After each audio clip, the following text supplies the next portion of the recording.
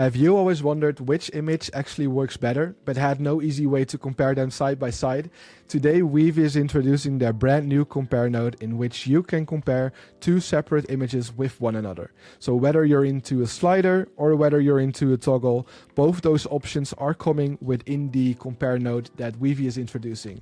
So whether you're testing prompts, refining generations, or choosing the best result, this node makes visual comparison faster and clearer than ever. My name is Ken and I'm a Weavy community member. Let's take a look together at how you could use the new compare node. So in this instance, I've set up a color experiment in which I've got multiple color palettes coming in. I've set up a prompt for Nano Banana to be a colorist in which they use two reference images. So one is the base photography image and the second one is the color palette reference. So here you can see I've got multiple references and use the crop tool to choose a single one and then use that output as an input for the new Nano Banana 2 node, in which you can see here that they have generated multiple images for me. It is, although, very difficult to compare, for instance, the second row, the first image and the third image together. They look quite similar.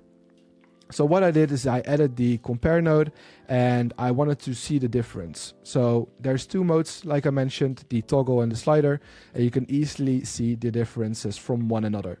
If you know which input you like most, so let's say you like input 2, what you can do is you can take the output from that and then connect it to whatever you like.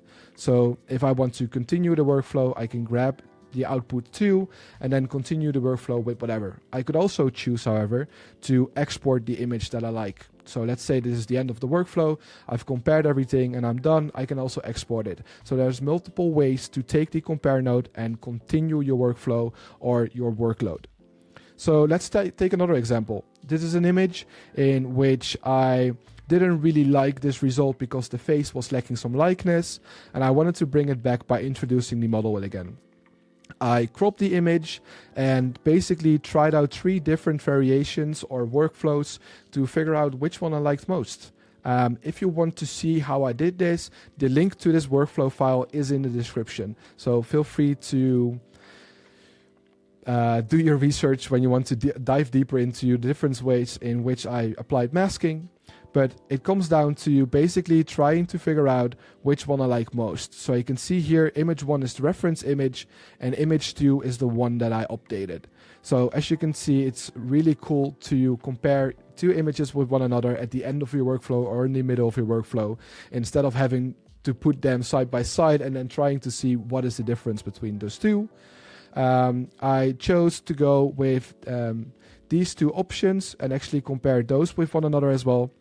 And what you can see is a slight shift in the sweater, in which the second one is giving too many details and also cutting up a little bit around the hand. So I chose to go with option 1. And again, what I can do is export it and then use it elsewhere or bring it live on my portfolio or social media. If you like this video, please like and subscribe to the YouTube channel. There's going to be plenty of more videos like this around new features. Also join the Discord community in the link below if you have any questions or you would like to join our weekly events that are on Monday and Thursday. More information in the Discord server, and I hope you have an amazing day. Thank you so much.